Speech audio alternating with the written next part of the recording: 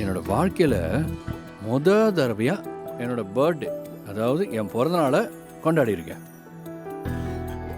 எனக்கே தெரியாத என் பிறந்தநாளை கண்டுபிடிச்சு அதுக்கு சர்ப்ரைஸாக கேக் வெட்டினதெல்லாம் எனக்கு அப்படியே நினச்சி பார்க்கவே முடியலடா. அதெல்லாம் பயங்கர புதுசாக இருக்குடா. ஏய், அது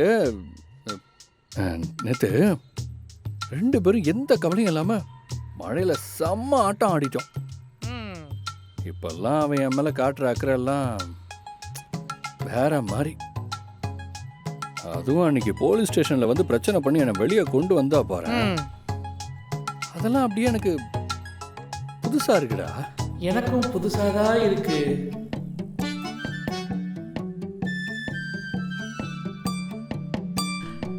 காதல் ஏமாப்ல, நீ சொல்றதெல்லாம் வச்சு பார்த்தோன்னா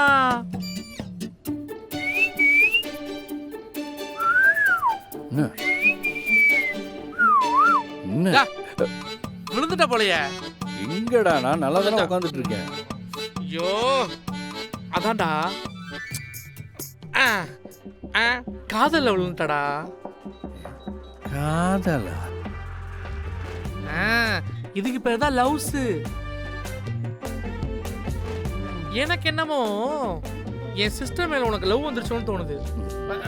சும்மாடா, நீ ஏன் ஏதாவது சொல்லிட்டு? அப்படிலாம் ஒன்றும் கிடையாது. ஆனால் இது எப்படி? ஒன்றும் கிடையாது. இங்க பார், உன் வாய் மட்டும்தான் இல்லைன்னு சொல்லுது. இந்த இப்படி வைக்கிறது இப்படி வைக்கிறது இப்படி வைக்கிறது நடவடிக்கைலாம் பார்த்தா எனக்கு என்னமோ என் சிஸ்டர் நீ லவ் பண்றேன்னு தான் தோணுது. அப்படிலாம் ஒன்றும் இல்லைடா, அப்படிலாம் ஒன்றும் கிடையாது. ஒருவேளை என் சிஸ்டருக்கு உன் மேல லவ் வந்துட்டா அப்ப என்ன பண்ணுவ?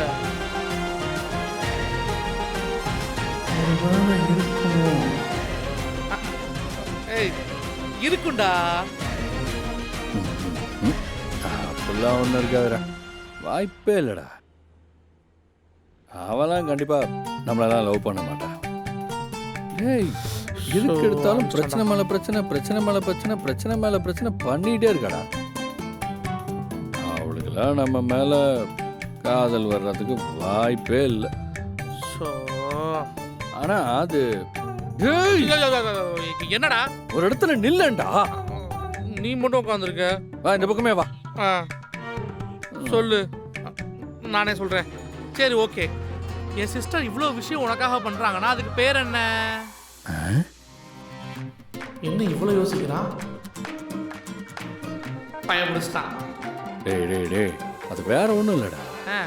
ஒரே வீட்டில் அவ கூடவே இருக்கேன்ல, அதனால கொஞ்சம் பாவம் பார்த்து இறக்கப்பட்டு எனக்காக பண்ணிருக்கா.